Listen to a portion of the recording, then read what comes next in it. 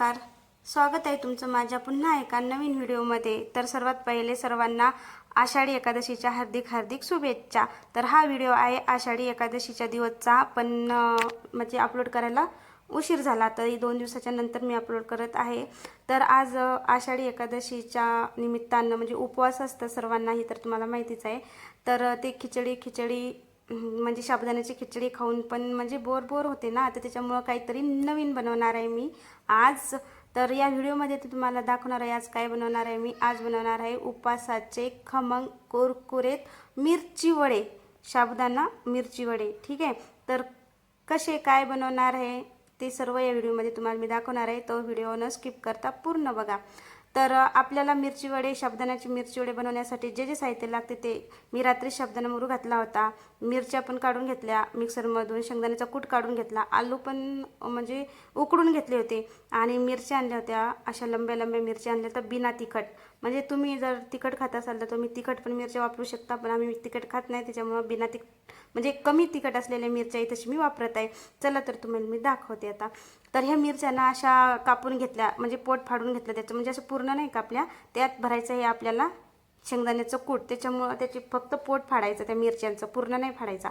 तर त्या मिरच्याचं पोट फाडून मी ती तशी ते पाटावर ठेवून दिलेले आहेत। आणि त्याच्यानंतर इथंशी ना मी मिक्स करत आहे साबुदाणा आणखीन आलू आणि शेंगदाण्याचा कूट पण त्याच्यात थोडासा टाकला। आणि त्या मिरच्या तिखट नाही आहेत ना, त्याच्यामुळं मी वरून चटणी पण टाकली त्याच्यात थोडीशी, म्हणजे थोडं तिखट पण पाहिजेत ना, तिखट असल्याशिवाय तर मजाच येत नाही, त्याच्यामुळं वरून थोडी चटणी टाकली। आणि साबुदाणा, आलू, चटणी, मीठ हे सगळं मिक्स करून घेतलं आणि साईडला ठेवून दिलं। आणि इथची गॅसवर ना कढई ठेवली आणि त्याच्यात तेल तापायसाठी ठेवलं। तर ह्या मिरच्यामध्ये ना शेंगदाण्याचं कूट भरीपर्यंत आपलं तेल पण छानपैकी तशी गरम होते, त्याच्यामुळं तेल तापायला ठेवलं। आणि साबुदाणा ऑलरेडी ते मिक्स करून ठेवलं होतं, साबुदाणा, आलू, शेंगदाणे, मिरची, तिखट, मीठ सगळं। आता ही सर्व मिरच्यामध्ये ना मी शेंगदाण्याचं कूट भरून घेतलं। शेंगदाण्याचं कूट भरून घेतल्याच्या नंतर हे बघा, असं आपण पोळीला कसं घेतो असा बारीकसा उंडा, तसं असं थोडंसं घ्यायचा गोल, आणि त्याच्या आतमध्ये मिरची टाकायची आणि पूर्ण साबुदाणा ती कवर करून घ्यायची, जसं तुम्हाला जमल तसं तुमच्या पद्धतीने। तर असं मी पूर्ण मिरच्यांना इथंशी अशा साबुदाण्यांना कवर करून घेतल्या। इतक्या भारी लागतात ना त्या खायला, म्हणजे असं नवीन काहीतरी पण होते। आणि याची रेसिपी म्हटलं चला नवीन पण काहीतरी बनवल्या जाते आणि याची रेसिपी पण तुम्हाला दाखवल्या जाते। तरी तशी मी ना पूर्ण काढून घेतल्या, आणि काही तेल गरम झालं होतं तर 3-4 मिरच्या तळायला पण टाकल्या होत्या। तर हे बघा तळून किती भारी झाल्या, बघू शकता तुम्ही किती भारी झाल्या, आणि खायला ना इतक्या भारी आणि इतक्या टेस्टी लागल्या होत्या।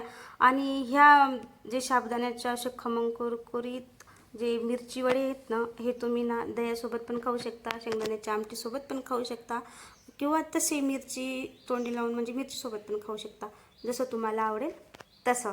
तर इथं मी पूर्ण करून घेतलं होतं, पण झालं असं ना की आमचा गॅस ना मधीच संपला होता बरं का।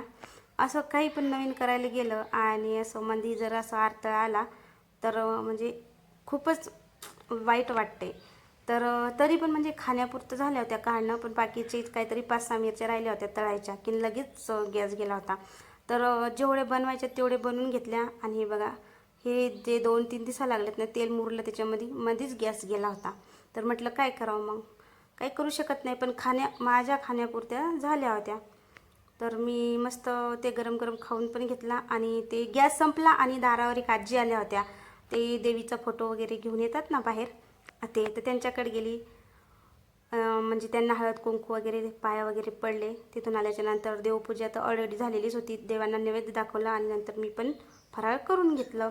तर हा व्हिडिओ तुम्हाला कसा वाटला, व्हिडिओ आवडल्यास लाईक कमेंट शेअर करायला विसरू नका। तसंच आपल्या चॅनलवर कोणी नवीन असेल तर चॅनलला सबस्क्राईब करा, जेणेकरून माझा येणारा प्रत्येक व्हिडिओ तुमच्यापर्यंत पोहोचू शकेल। तर हे बघा, तर परत एकदा आषाढी एकादशीच्या तुम्हा सर्वांना खूप खूप शुभेच्छा। चला भेटूया परत अशाच एका व्हिडिओसोबत। बाय।